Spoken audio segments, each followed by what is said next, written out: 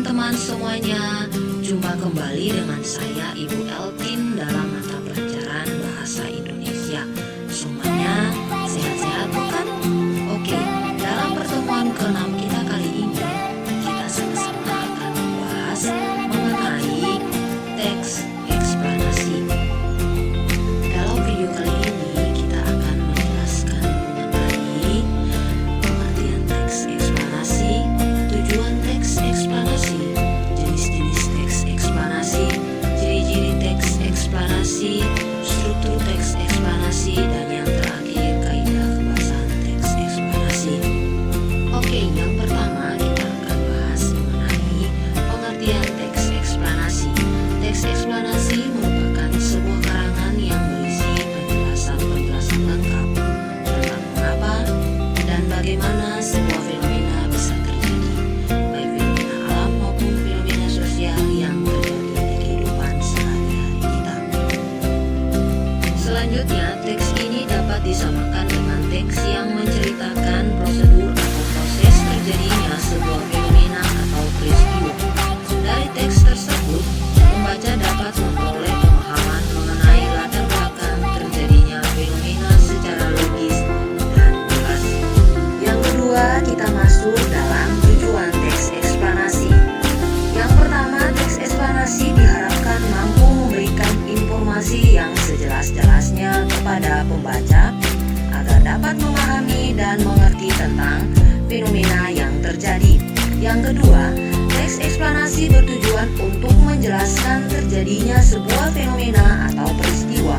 Dan yang ketiga, teks eksplanasi bertujuan untuk menjelaskan sebab dan akibat terjadinya sebuah fenomena. Jadi, dengan kita membaca teks eksplanasi, kita bisa mengetahui dan bisa memahami dengan lengkap dan jelas bagaimana sebuah peristiwa atau fenomena itu terjadi dan mengapa peristiwa atau fenomena itu bisa terjadi. Selanjutnya, jenis-jenis teks eksplanasi. Seperti yang kita ketahui, ada dua jenis teks eksplanasi. Yang pertama, teks eksplanasi yang berisi tentang penjelasan bagaimana.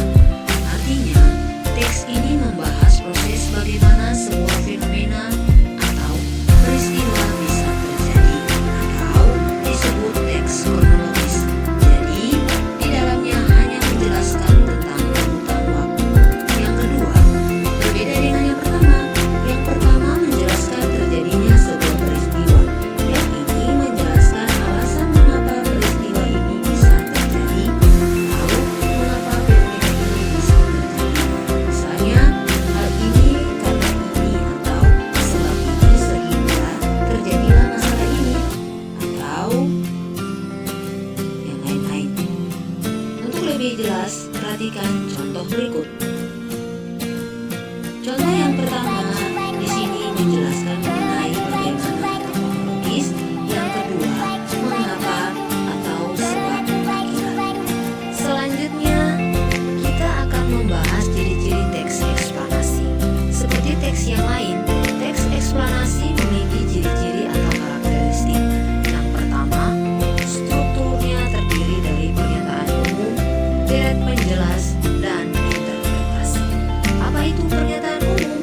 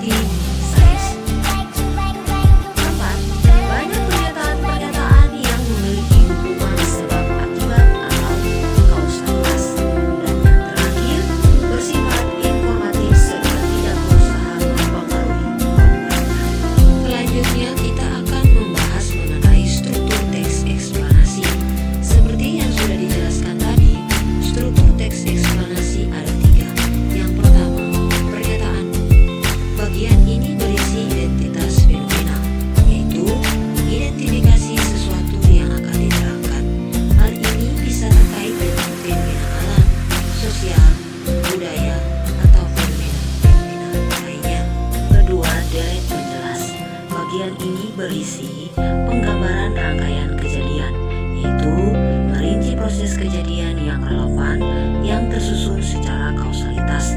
Dalam hal ini, fase-fase kejadiannya disusun berdasarkan hubungan sebab akibat. Yang ketiga adalah interpretasi. Bagian ini berisi ulasan berupa komentar atau penilaian tentang konsekuensi atas kejadian yang dipaparkan sebelumnya. Bagian ini juga sekaligus menjadi bagian penting dalam teks eksplanasi. Yang kelima yaitu kaidah kebahasaan. Yang pertama, banyak menggunakan kata yang bermakna denotatif. Apa itu kata denotatif? Kata yang bermakna sebenarnya. Contoh, kursi. Dalam denotatif, kursi berarti tempat duduk. Berbeda dengan satu lagi temannya bermakna konotatif. Kursi dalam makna konotatif bisa saja berarti jabatan. Dalam teks ini yang lebih banyak digunakan adalah kata yang bermakna denotatif. Yang kedua, banyak menggunakan konjungsi kausalitas. Konjungsi kausalitas adalah konjungsi sebab akibat, seperti sebab, karena, oleh sebab itu,